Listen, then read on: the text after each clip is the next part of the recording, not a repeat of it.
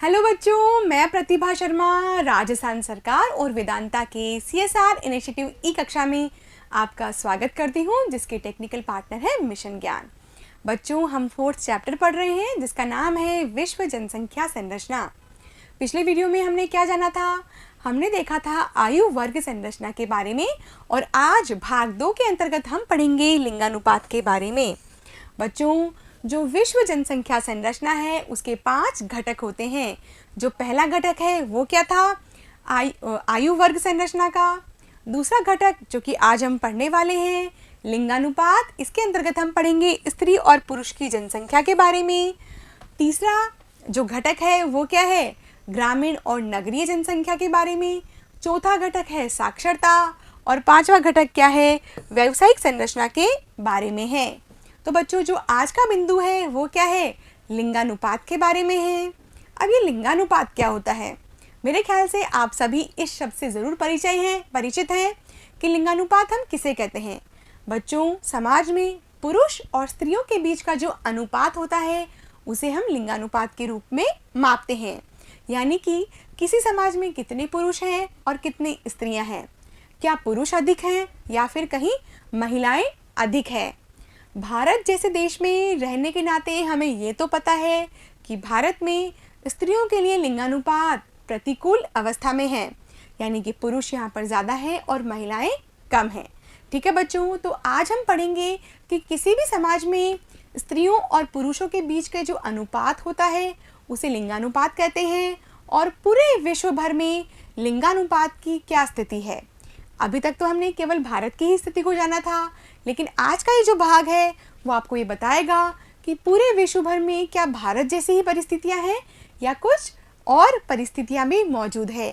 तो बच्चों, लिख लेते हैं एक संक्षिप्त परिचय। किसके बारे में? लिंगानुपात के बारे में।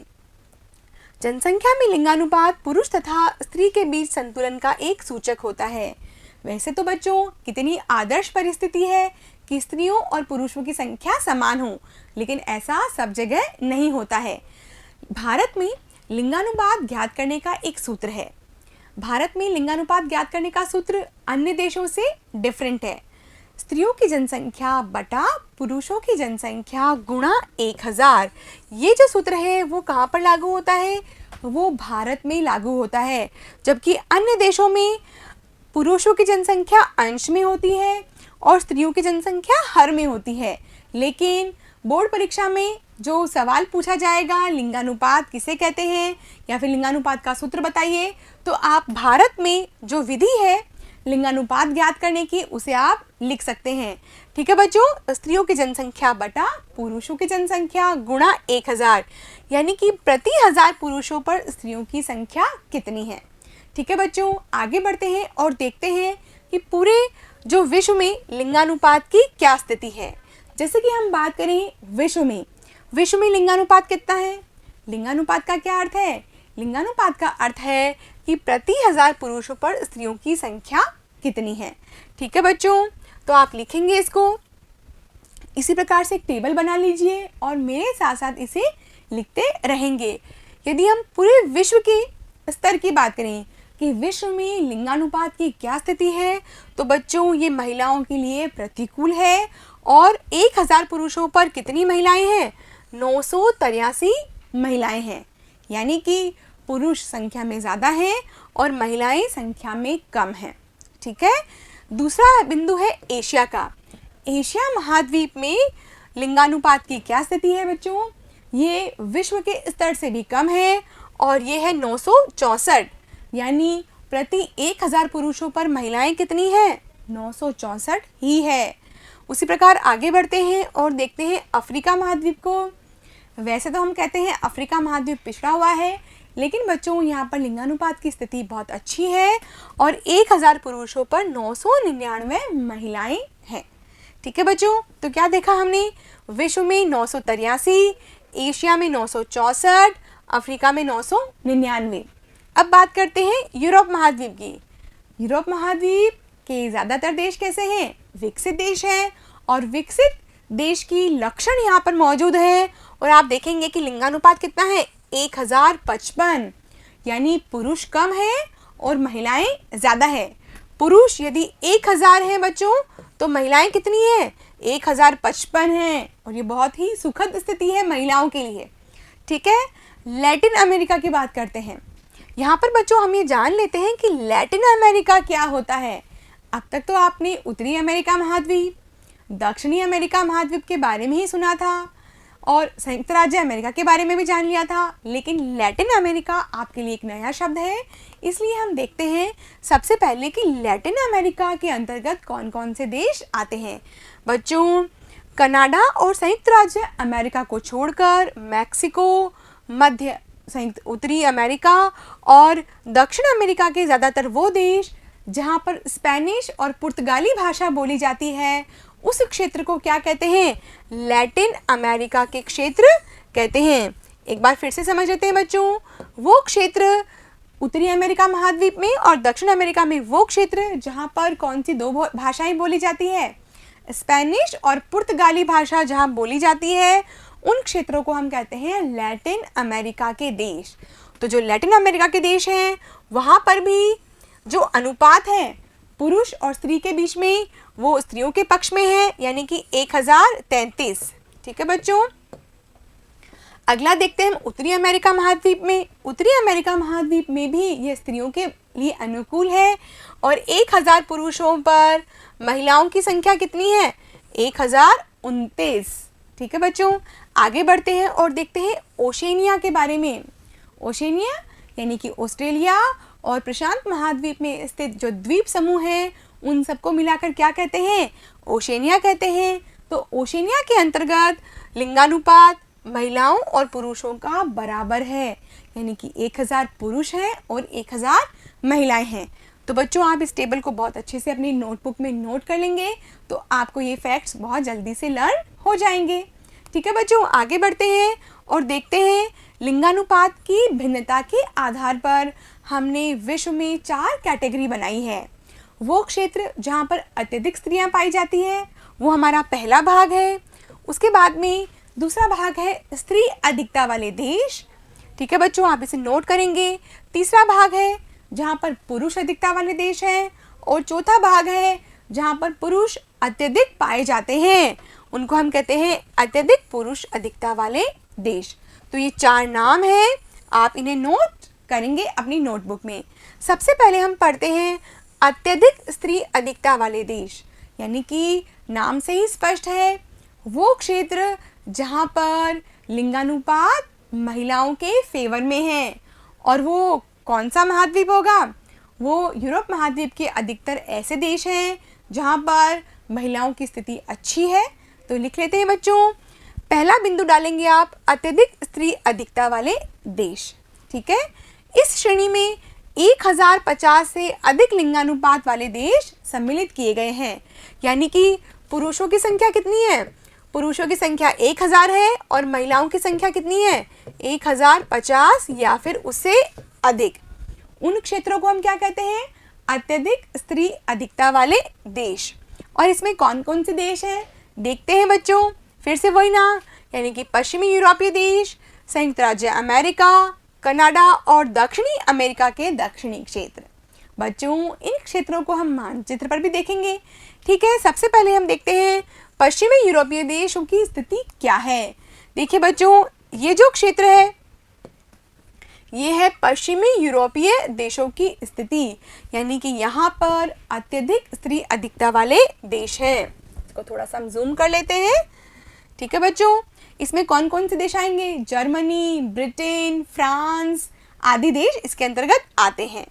उसी प्रकार जो दूसरा नाम आता है वो किसका है? संयुक्त राज्य अमेरिका का। और संयुक्त राज्य अमेरिका कहाँ पर है बच्चों? ये देखेंगे हम मानचित्र में। ये देखिए, ये उत्तरी अमेरिका महाद्वीप है और उत्तरी अमेरिका महाद्वीप में ये है संयुक्त राज्य अमेरिका की स्थिति। तो आप नोट कर लेंगे कि संयुक्त राज्य अमेरिका में भी लिंगानुपात महिलाओं के पक्ष में ही है। जो तीसरा देश है वो है कनाडा। और कनाडा कौन से महाद्वीप में है? कनाडा भी उत्तरी अमेरिका महाद्वीप में है। ये देखिए बच्चों, संयुक्त राज्य अमेरिका के उत्तर में कनाडा देश है और आप इसकी लोकेशन भी नोट कर लेंगे। तीसरा देश है दक्षिणी अमेरिका के दक्षिणी क्षेत्र। यहाँ पर हम पूरे महाद्वीप की बात कर रहे हैं कि दक्षिणी अमेरिका में जो दक्षिणी देश हैं जैसे कि अर्जेंटीना और चिली देश, यहाँ पर लिंगानुपात किसके पक्ष में है? महिलाओं के पक्ष में है। तभी तो हमारी इस हेडिंग का नाम क्या है? अत्यधिक स्त्री अधिकता वाले देश। और इस श्रेणी में 1050 से अधिक महिलाएं प्रति 1000 पुरुषों पर होती है। अब बढ़ते हैं बच्चों अगले बिंदु पर। क्या है हमारा अगला बिंदु? स्त्री अधिकता वाले देश, यानी कि वो क्षेत्र जहाँ पर लिंगानुपात में महिलाओं की संख्या कितनी है? 1000 से 1050 के बीच में। ठीक है बच्चों, तो इस श्रेणी में 1000 से 1050 लिंगानुपात रखने वाले देश हैं जैसे कि यूक्रेन, बेलारूस और पोलैंड। क्या नाम है इनके? यूक्रेन, बेलारूस और पोलैंड। अब आपको याद आ जाना चाहिए कि ये कौन से महाद्वीप में है। ये जो तीनों देश हैं वो कहाँ पर है? ये तीनों देश यूरोप महाद्वीप में है। एक बार इनकी लोकेशन भी देख लेते हैं। देखिए बच्चों ये कहाँ पर है? ये है पूर्वी यूरोप महाद्वीप के अंतर्गत। ये जो क्षेत्र है यहाँ पर है यूक्रेन, बेलारूस और पोलैंड। आगे बढ़ते हैं और देखते हैं मंगोलिया, कजाकिस्तान और थाईलैंड, कंबोडिया और म्यांमार। यानी कि मंगोलिया से लेकर म्यांमार तक के जो देश हैं वो कौन से महाद्वीप में हैं? वो है एशिया महाद्वीप में। देखते हैं सबसे पहले मंगोलिया और कजाकिस्तान की स्थिति कहाँ पर है। देखिए बच्चों ये है कजाकिस्तान देश और ये है मंगोलिया देश। मानचित्र को हम थोड़ा सा जूम कर लेते हैं बच्चों। ये देखिए ये कजाकिस्तान है और ये मंगोलिया है। उसी प्रकार थाईलैंड, कंबोडिया और म्यांमार ये कहाँ पर है बच्चों? ये दक्षिणी पूर्वी एशिया के अंतर्गत है और ये इनकी लोकेशन है। और म्यांमार तो हमारा पड़ोसी देश भी है। आगे बढ़ते हैं बच्चों और देखते हैं दक्षिणी अफ्रीका। दक्षिणी अफ्रीका का अर्थ क्या है? यानी कि अफ्रीका महाद्वीप में स्थित एक देश है दक्षिणी अफ्रीका। और यहाँ पर भी स्त्री अधिकता वाले देशों की हम बात कर रहे हैं और इसके अंतर्गत हमने किस किस के नाम लिए? इन सभी देशों के नाम लिए। मैं उम्मीद करती हूँ कि आप अपनी नोटबुक में इन्हें ज़रूर नोट कर रहे होंगे। ठीक है बच्चों, आगे बढ़ेंगे और देखेंगे उन देशों के बारे में जहाँ पर पुरुष अधिकता के अंतर्गत हैं, यानी कि वो देश जहाँ पर लिंगानुपात महिलाओं के लिए विपरीत है, प्रतिकूल है। इस वर्ग के देशों में लिंगानुपात 950 से 1000 के मध्य पाया जाता है। कौन कौन से हैं वो देश देख लेते हैं। ऑस्ट्रेलिया, न्यूजीलैंड, चीन, कोरिया, मैक्सिको, ब्राज़ील, ईरान और क्यूबा। बच्चों ऑस्ट्रेलिया और न्यूजीलैंड कौन से महाद्वीप में है? ऑस्ट्रेलिया महाद्वीप में है। देख लेते हैं ज़रा, मानचित्र को हम जूम कर लेते हैं। ये देखिए ये है ऑस्ट्रेलिया महाद्वीप और ये है न्यूजीलैंड देश। ठीक है बच्चों, तो यहाँ पर ऑस्ट्रेलिया और न्यूजीलैंड में पुरुष अधिकता वाले देशों के अंतर्गत आते हैं। उसी प्रकार चीन और कोरिया ये दोनों भी आपस में पड़ोसी देश हैं। इनकी स्थिति को भी देख लेते हैं बच्चों। ये है चीन देश जो कि हमारा पड़ोसी देश भी है और यहाँ पर है उत्तरी कोरिया और दक्षिणी कोरिया। ठीक है बच्चों, इसके बाद में हम बात करेंगे मैक्सिको की। मैक्सिको कहाँ पर है? मैक्सिको है उत्तरी अमेरिका महाद्वीप के अंतर्गत। ये देखते हैं बच्चों यहाँ पर, ये देखिए आप, ये है मैक्सिको की स्थिति। उत्तरी अमेरिका महाद्वीप में संयुक्त राज्य अमेरिका के दक्षिण में इस देश की स्थिति है। फिर आता है ब्राज़ील, ईरान और क्यूबा। ब्राज़ील देश कहाँ है? ब्राज़ील देश है दक्षिणी अमेरिका महाद्वीप में और ये रही इसकी स्थिति। बच्चों जो भी नाम आपके पाठ्यक्रम में आते जाते हैं आप उनकी सूची बनाइए और उनकी राजधानियों को भी याद कीजिए। ठीक है बच्चों, देखते हैं अगला नाम है ईरान और क्यूबा का। तो ईरान देश कहाँ है? ये देखिए बच्चों मध्य पूर्व के अंतर्गत ईरान देश है और जो क्यूबा देश है वो है उत्तरी अमेरिका महाद्वीप के अंतर्गत एक आइलैंड है बहुत बड़ा, क्यूबा देश। ठीक है बच्चों, अब हम बढ़ेंगे उन देशों की तरफ जो है अत्यधिक पुरुष अधिकता वाले देश, यानी कि वो क्षेत्र जहाँ पर महिलाओं का लिंगानुपात और भी कम है। यहाँ पर वो क्षेत्र हैं जहाँ पर 950 से भी कम लिंगानुपात पाया जाता है और भारत इस सूची में अग्रणी देशों के अंतर्गत आता है, यानी भारत उन देशों का प्रतिनिधित्व करता है जहाँ पर लिंगानुपात में पुरुषों की संख्या ज़्यादा है और महिलाओं की संख्या कम है। बच्चों, ये बात बहुत सोचनीय है कि आखिरकार किसी समाज में पुरुष अधिक क्यों होते हैं और महिलाओं की संख्या कम क्यों होती है। बच्चों, जहाँ पर महिलाओं की संख्या कम होती है वहाँ पर हमें ये समझ जाना चाहिए कि उस समाज में महिलाओं की जो स्थिति है वो ठीक नहीं है, और जो पुराने समय से उनके ऊपर जो अत्याचार होते आ रहे हैं, जो लिंग का भेदभाव है स्त्री और पुरुष के बीच में, उसी का परिणाम होता है कि जो लिंगानुपात है वो पुरुषों के पक्ष में ज़्यादा है और महिलाओं के पक्ष में कम है। भारत जैसे देशों में जहाँ पर वंश किससे आगे बढ़ता है, केवल लड़के से आगे बढ़ता है, वहाँ पर पुरुष बच्चे की चाहत में यानी कि लड़के की चाहत में जनसंख्या भी बढ़ती जाती है और जो लिंगानुपात होता है वो महिलाओं के पक्ष में नहीं रह पाता है। ठीक है बच्चों, तो लिखेंगे हम विश्व के कई देशों में 950 से भी कम लिंगानुपात पाया जाता है और भारत इस श्रेणी का मुख्य देश है जो प्रतिनिधित्व करता है। जहां घटता लिंगानुपात जनसंख्या के लिए असंतुलन है और वो चिंताजनक भी है। ऐसा लिंगानुपात नहीं होना चाहिए। विश्व स्तर पर भी लिंगानुपात में पुरुषों की ही प्रधानता हमें देखने को मिलती है, परंतु अफ्रीका, उत्तरी व दक्षिणी अमेरिका में और यूरोप महाद्वीप में स्त्रियों का अनुपात पुरुषों से अधिक पाया जाता है। बच्चों, ये अच्छी बात है कि किसी भी देश के लिए यदि पुरुष और स्त्री का जो अनुपात है यदि वो बराबर हो तो बहुत अच्छा है, लेकिन जब स्त्रियों के लिए ये नकारात्मक होता है, प्रतिकूल होता है, तो उस समाज में महिलाओं की जो स्थिति होती है वो बहुत ही दयनीय होती है। ठीक है बच्चों, इसके साथ ही हमारा जो ये भाग है, भाग 2, जिसके अंतर्गत हमने डिस्कस किया लिंगानुपात के बारे में, पुरुषों की स्थिति और महिलाओं की स्थिति के बारे में, समाप्त हो जाता है। मैं उम्मीद करती हूँ कि आपको ये भाग बहुत अच्छे से समझ में आ गया होगा और आपने इसके नोट्स भी मेरे साथ में बना लिए होंगे।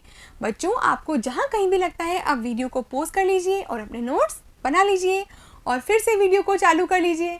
ठीक है, तो अब हम मिलेंगे भाग 3 के साथ में। तब तक पढ़ते रहिए मेरे साथ में और आगे बढ़ते रहिए। धन्यवाद।